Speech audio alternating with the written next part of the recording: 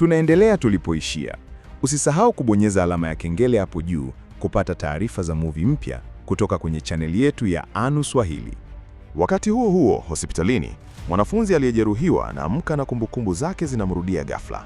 Uso wa John, kutoweka kwake kwa ghafla na kujitokeza kwake tena kwa namna ya kutisha. Macho yake yanatanuka kwa hofu. Ni yeye, anasema. John ndiye mzimu. Asubuhi inayofuata, mwanafunzi mmoja anaamka na kumkuta John amekaa kwenye dawati lake, akiwa amechoka wazi wazi kutokana na kukesha usiku kucha. Anaondoa kinga ya uchawi akiwa ameweka kwenye kitanda cha John. Baadaye, John anaenda hospitalini kumtembelea mwanafunzi aliyejeruhiwa. John anamkaribia mwanafunzi huyo na kusema kwa upole, "Samahani, sikukusudia kukuumiza, nilitaka tu kusaidia." Lakini kijana huyo, akitetemeka kwa hofu, anajifunika kichwa na kulia kwa sauti. John anainamisha macho yake na kuondoka kimya kimya. Kiongozi wa darasa, akiwa amejaa hatia, baadaye anaenda ofisini kwa mwalimu. "Naomba unipe nafasi nyingine." Mwalimu anavuta pumzi na kusema, "Hakuna mizimu mwanangu. Mmoja wa wanafunzi wenu alimshusha kwenye ngazi. Niambie ukweli. Kama kuna anayekuonea, nitalishughulikia mwenyewe." Lakini kiongozi wa darasa anakataa, akisisitiza kuwa mzimu ni wa kweli.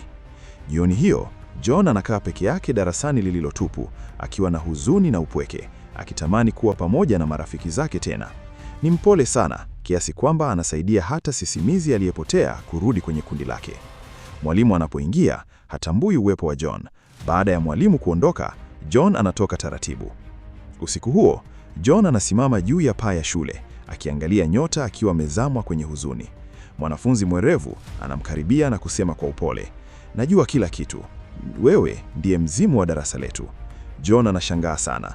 Mwanafunzi huyo anaonyesha kivuli chake mwenyewe kinaonekana, lakini cha John hakionekani. Ukweli unamjia John, siri yake imefichuka. Kabla hajazungumza, mwanafunzi mwerevu anamhakikishia, "Usijali, utabaki kuwa rafiki yangu, lakini unapaswa kuambia wengine ukweli kabla hawakuugundua wenyewe." Kwa bahati mbaya, kiongozi wa darasa anakuwa amesikia yote. Siku inayofuata, anaamua kujiridhisha mwenyewe. Anamuona John anatembea peke yake na kuwauliza wanafunzi wengine kama wamemwona.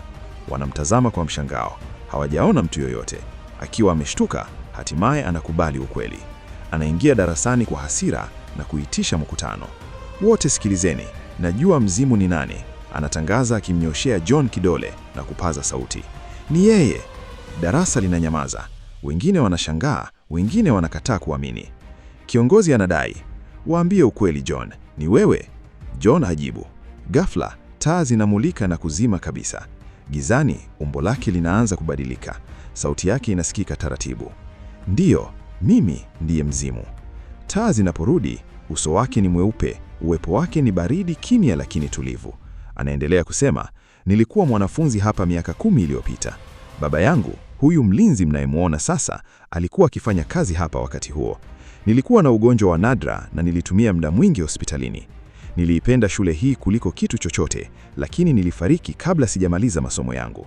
Nilirudi kwa sababu nilitaka kuwa hapa tena, kusoma, kuwa na marafiki, kuhisi kuwa hai. Sikukusudia kumuumiza yoyote. Sikupenda kuwa peke yangu." Wanafunzi wananyamaza, wakiwa kati ya hofu na huruma. John anainamisha macho yake. "Samahani kwa kuficha ukweli. Nilitaka tu kukubalika." Darasa linaahidi kutomdhuru. "Lazima mniamini." Lakini hawasikii. Mmoja baada ya mmoja wanajiondoa. Mwishowe, mtu anapaza sauti, "Ondoka darasani kwetu mzimu." Kimya kinatawala. Ghafla, mwalimu anaingia na kuwafanya wote wakae. Mlinzi, baba wa John, akiwa ameathirika sana, anakaa kwenye ngazi akilia. Anakumbuka tukio la miaka 10 iliyopita.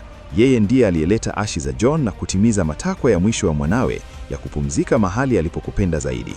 Hakujua kwamba mwanawe angegeuka mzimu na kubaki peke yake darasani bila kuonekana na wa darasa la mwisho.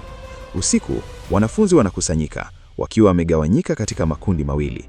Wengine wanahuzunika na kujilaumu, wengine wana hasira na wanataka kumfukuza John kwa njia yoyote.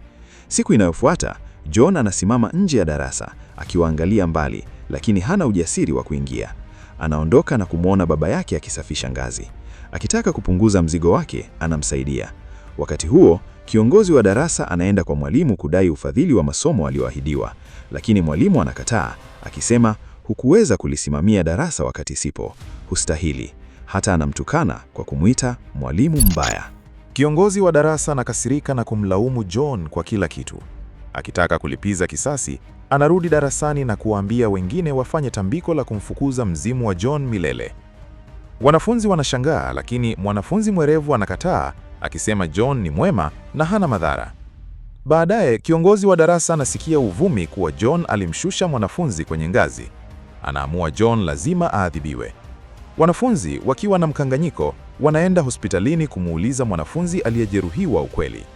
Wanapomuuliza kama John alimshusha, anakumbuka kilichotokea, na ukweli ni kwamba alianguka mwenyewe. John hakuwa na hatia. Wanafunzi wanapumua kwa nafuu. Kijana huyo anathibitisha kutokuwa na hatia kwa John. Wanaporudi shuleni, wanamuomba kiongozi wa darasa wafanye kura kuamua kama John abaki au aondoke. Kura inakuwa sare. Nusu wanataka aondoke, nusu wanataka abaki. Ghafla, yule mwanafunzi kutoka hospitalini anafika na kutoa kura ya mwisho kumruhusu John abaki. Kila mtu anatambua kuwa John hakufanya kosa, alikuwa anajaribu kusaidia. Wanafunzi wanamkaribisha kwa furaha. Wanamfungulia mlango, anaingia na kukaa nao tena.